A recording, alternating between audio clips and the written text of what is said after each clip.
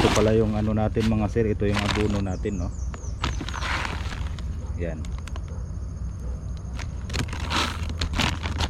Pati itong puti mataba. Yan. So maglagay tayo ng ano. Yung nalagay ko dito banda sa ilalim dati, ganito lang. Pampabunga. So ngayon lagyan natin ng ano, pampataba.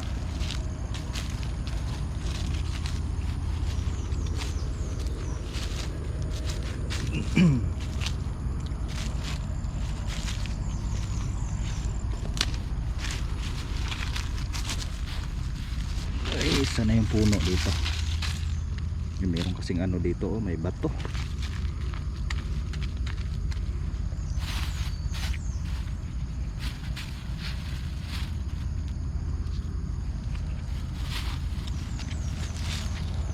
Kunti-kunti lang. Pati ito, lagyan din natin tong isa. Kunti, yan.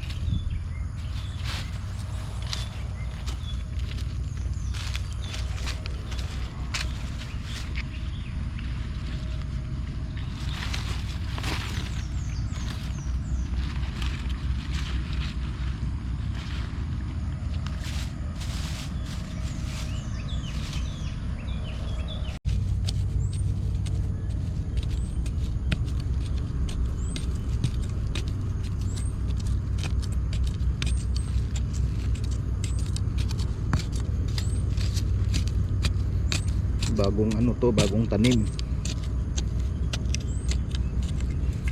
Lalagyan natin ng lupa.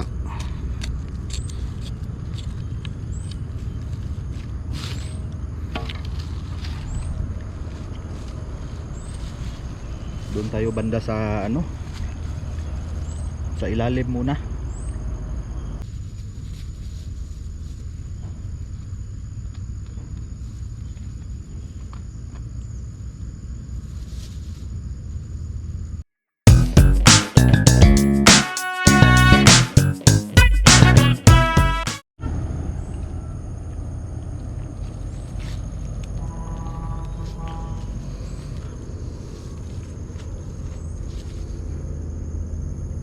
So yun.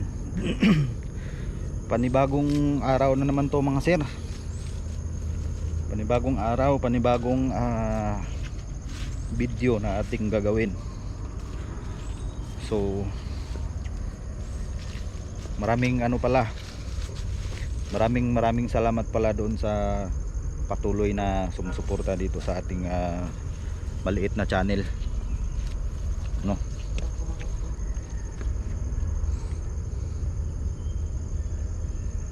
So ngayon mga sir, mag-ano tayo, maglagay tayo ng abono. Bali nung schedule natin na abono, bali ano pa sana next week, pero kailangan na natin to ano, lagyan daw kasi palagi naman ano ngayon, umuulan na dito sa amin. May nahuhulog, oh. Ay, hulog. Sayang tong isa, oh, nasira.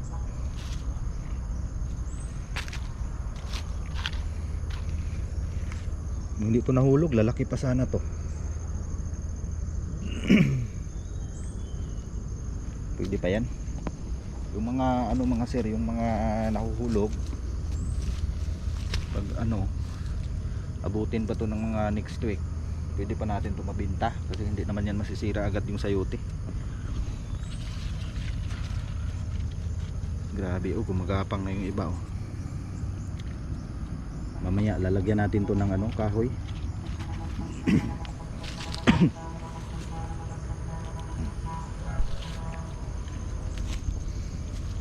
Wala pang ano ngayon, wala pang araw ng harvest, pero yung iba nauna ng ano, tumalon sa lupa.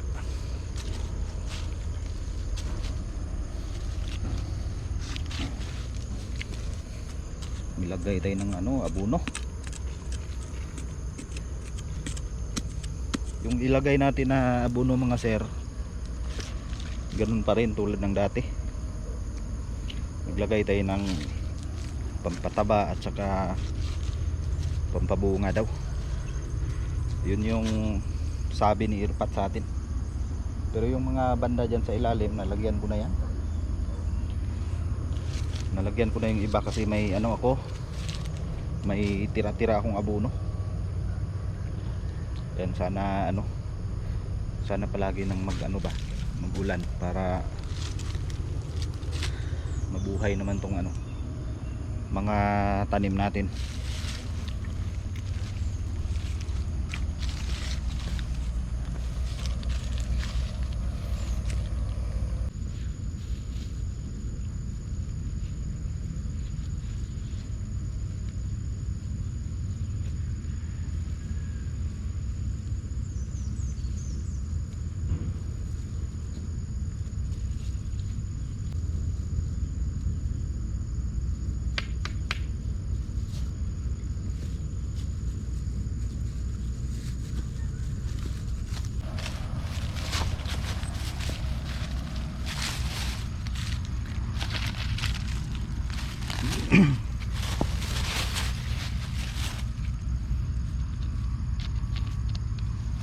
Maganda sana mga sirba kung lahat ng mga puno na ganito na ano natin, kasi ito yung ginagawa ko, nilagyan ko ng mga bato dito sa gilid kasi hindi kasi ito patag, medyo pa ganun yung lupa ba pababa.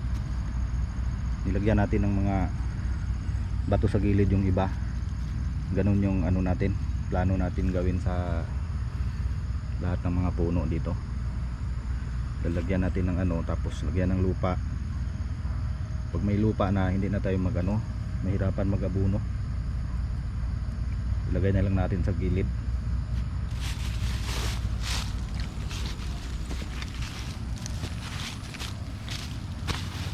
Ito yung nalagay natin dati mga sir, oh. Nalagay natin na abuno. Medyo ano na siya, natunaw na siya kasi dalawang araw yung ano, dalawang araw yung umulan. Nalagyan na kasi natin to ng ano, pampabunga.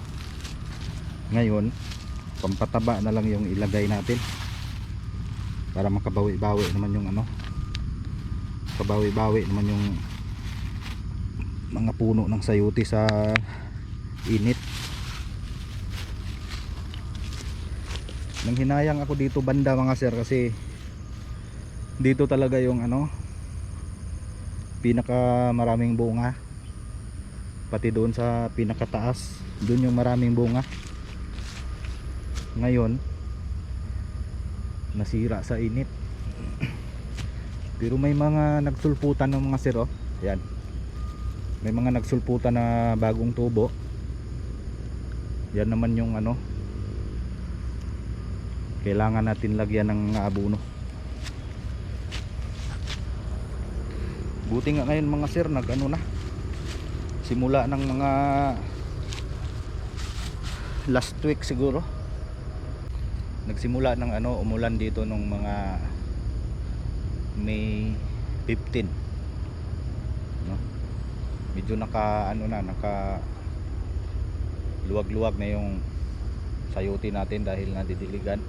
Pero yung ulan mga sir, hindi talaga ulan na as in malakas, pabugso-bugso lang. Pero minsan gaya nung ano, nag-harvest tayo ng gabing kalabaw, yung time na yun mga sir, malakas talaga yung ulan. Tapos nasundan pa ng Lunes siguro yun, parang Lunes ata yun umulan. Yan yung mga bagong tubo mga sir, oh. Mga matataba. Yan naman yung ano natin,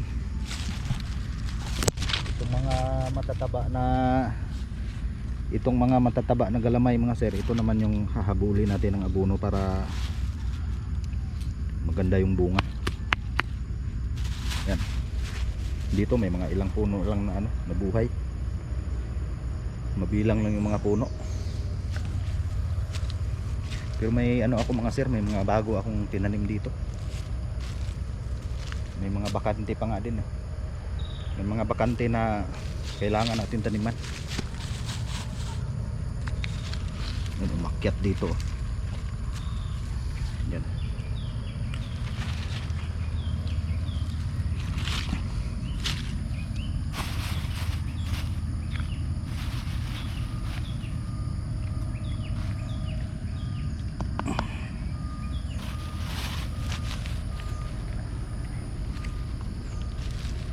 Sana maka ano naman tayo dito, makabawi.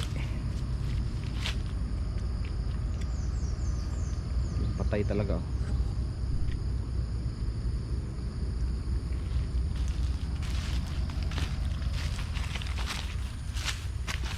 Dito nilagyan ko rin to ng abono. Ngayon lagyan na naman natin ulit.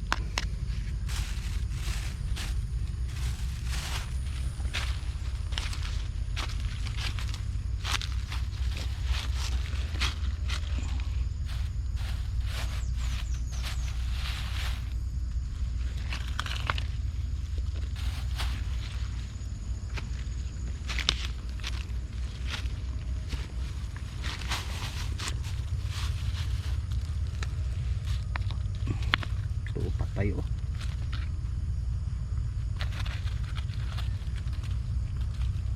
May ano bagong tubo maliit oh. May mga bagong tubo.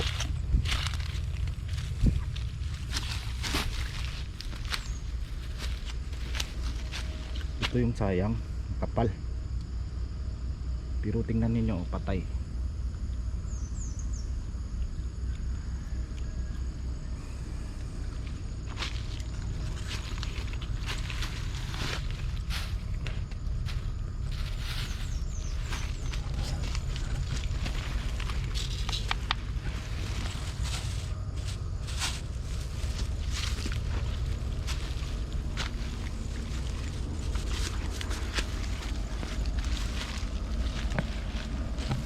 Yan yung ano, yan yung mga ano natin mga sir, yung mga kakahuyan diyan. Sa ilalim diyan mga sir, may mga tanim na gabing kalabaw. So nung ano, last Saturday doon tayo nag-harvest. Doon sa pinakailalim talaga. Mas ano doon, yung lugar doon mas grabe doon. Sobrang nakakatakot kasi malaki yung bato. Malalaki yung mga bato at saka delikado pag may ano, may ahas.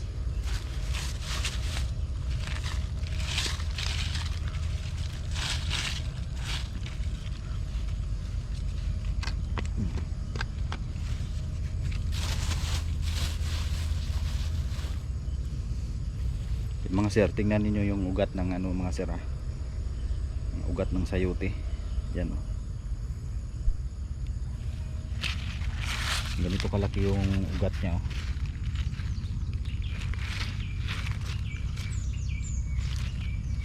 Ibig sabihin mga sir, ito matagal na tong tanim ni Irpat. May mga bulaklak pa nga dyan oh, dyan sa ilalim. Ang problema nga lang dito mga sir, hindi masyadong nakaakyat kasi walang kahoy pa ganyan ba. So yung next ano natin mga sir, katapos natin dito maglagay ng abono, maglagay tayo ng aposte mamaya para yung mga bagong tanim natin hindi mahirapan umakyat.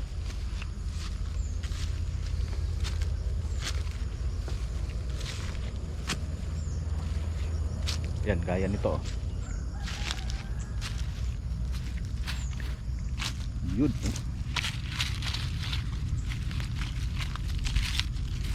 Bilin pala ni Irpat sa atin mga sir, yung mga maliliit na puno, yung mga bagong tanim pa lang, huwag na lagyan ng pampabunga, yung pampataba na lang daw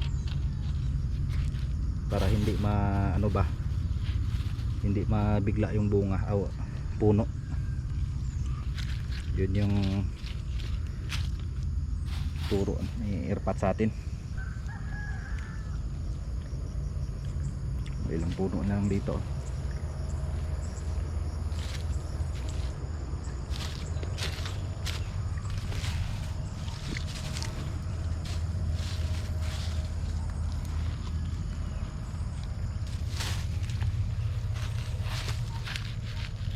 Yan, gabing kalabaw.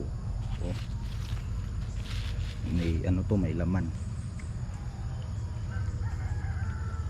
Ngayong ano siguro Friday siguro ako pag ano ako ng gabing kalabaw, mag-harvest ako ulit. Yan oh, baka may ano to, may laman.